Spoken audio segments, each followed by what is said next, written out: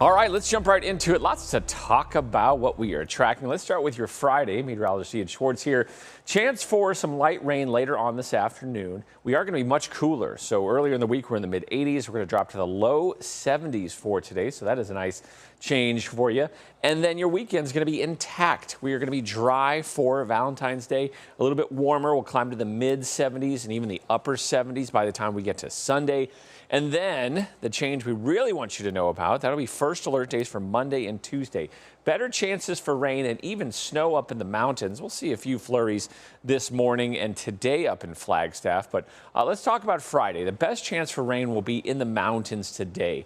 So if you're heading north to Flagstaff, Sedona, or east, that's where we could see some rain. And we are seeing some rain and maybe even some thunderstorms. We're looking at about a 30% or so chance for rain in Phoenix. The best shot will be around the city, so the foothills to the north and to the east is where we'll be watching for some rain activity. I think it's going to be pretty patchy for today in Phoenix, and then by Saturday we're pushing all of that action to the east. So we'll be mild and dry for your Saturday.